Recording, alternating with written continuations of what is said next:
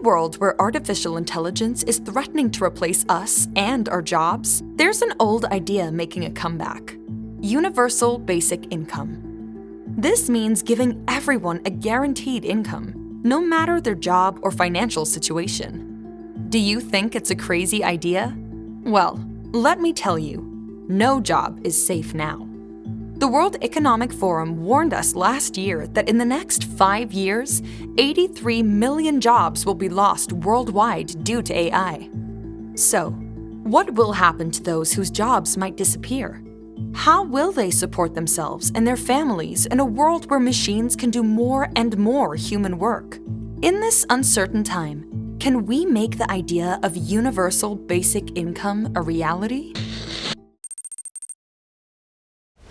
As we move further into the age of artificial intelligence and automation, another threat is looming beyond just losing jobs. In recent decades, we've seen a growing gap between the rich and the working class. In many developed countries, the wealthiest have gotten much richer, while middle-class incomes and wages for workers stayed the same.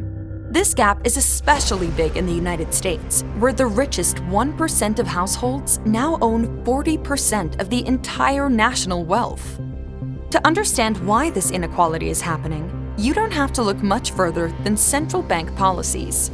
There's a direct link between the measures they take to boost the economy and the gap between the rich and the rest. But as we head into the future, with smart machines taking over simpler jobs, it's reasonable to worry that this economic gap will get even wider. If we keep things as they are, it's likely that all the benefits of automation will go straight into the pockets of big companies and the super rich. This dangerous situation could lead to the creation of a new, desperate group: the working poor. This term has already been used in the United States to describe those who, even though they have jobs, earn such low wages that they stay stuck in poverty. Around 23% of American families are already caught in this tough cycle, with no way to improve their situation through better education or training. Stuck in a never-ending cycle of poorly paid jobs, they're increasingly losing the chance to move up economically. As entry-level jobs become obsolete due to cheaper and more efficient machines, what will happen to this vulnerable group?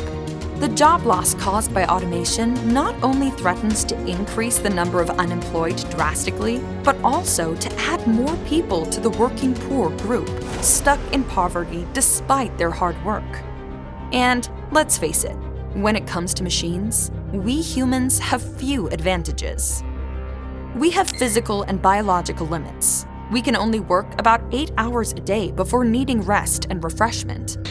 But an intelligent machine, algorithm, or robot can work non-stop, 24/7, without breaks or complaints.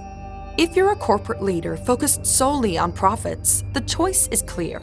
Why hire expensive human workers when machines offer a cheaper, more efficient, and more reliable option?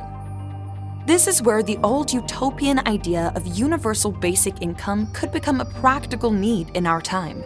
Although not a new concept, it has struggled to gain traction. The idea of universal basic income goes way back, when forward-thinking philosophers like Thomas More imagined ideal societies where everyone could focus on more than just surviving. In More's influential book, Utopia, published in 1516, he pictured a made-up island where, wherever you go, everything is available to you. These early glimpses of a world without scarcity might seem like a dream. But as humanity moved into the industrial era, the idea of universal basic income started to catch on. In the 1960s and 1970s, there were some test runs with universal basic income in the US and Canada. They used something called a negative income tax system, where the government helps out people who don't earn much. If someone earns more than a certain amount, they pay taxes. But if they earn less, the government gives them money instead of taking it. The results? Kind of mixed.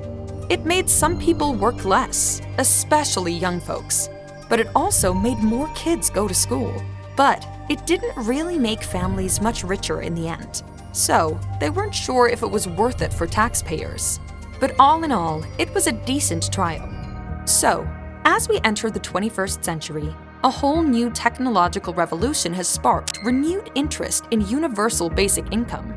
Thanks to advancements in artificial intelligence and machine learning, we've got systems now that can do complex tasks even better than us humans. And as these technologies become more common, it's tough to think of any job that won't be affected. From truck drivers to factory workers to highly skilled professionals, millions of jobs could be replaced by machines that are cheaper, more efficient, and never get tired. So, how will people take care of themselves and their families if their jobs get taken over by automation? And what about the 83 million jobs that are predicted to disappear in the next few years? Elon Musk, Pierre Omidyar, and even Bill Gates have talked about this. But one of the biggest supporters has been Andrew Yang, a tech entrepreneur who based his 2020 US presidential campaign on a freedom dividend of $1,000 per month for all American citizens.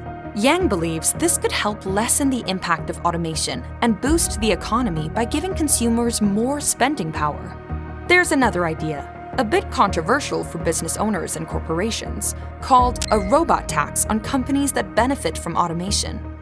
It might sound straightforward, because as more jobs are automated, the government loses income tax from those displaced workers, and the funds for UBI could come from these taxes. But is this really possible? Well, it has its downsides. If the tax is too high, it might make companies think twice about using technology, and they'd evade paying taxes. It's been over 500 years since the idea of universal basic income was first floated, and so far, no country has fully put it into action. There have been trial programs around the United States and the world, but for real results, we might need to look at a country in Latin America, Brazil. Some would argue that no other country has embraced this idea more openly than this South American nation. Their main social program, Bolsa Familia, set up in 2004, shares a lot in common with the UBI concept. It provides a monthly stipend, about 20% of the minimum wage, to the poorest 25% of Brazilian families. This guaranteed income helps ensure that even the poorest families can afford essentials like food, school supplies, clothes, and shoes. While Bolsa Familia has done a lot to reduce extreme poverty, some Brazilian cities have taken a bolder step by introducing a real universal basic income. The small town of Santo Antônio do Pinhal is one of the first places in the world to fully implement UBI, giving every resident who's lived there for at least 5 years a share of the town's tax money. The early results are looking good. People getting UBI feel more financially secure and have the freedom to pursue education or start businesses they might not have risked otherwise. And the local economy is getting a boost as UBI money gets spent on goods and services. While it's still early days, these small-scale tests show how powerful a true universal basic income policy can be. But could it be the solution to AI's unstoppable progress? The only way to know for sure is to give it a shot. Whether universal basic income ends up being a far-off dream or a pressing need. One thing's clear. We can't keep ignoring the impacts of artificial intelligence and automation on our societies. The world just isn't the same anymore. Want to know which industries are at risk? Then check out this video about the 10 jobs AI will kill first.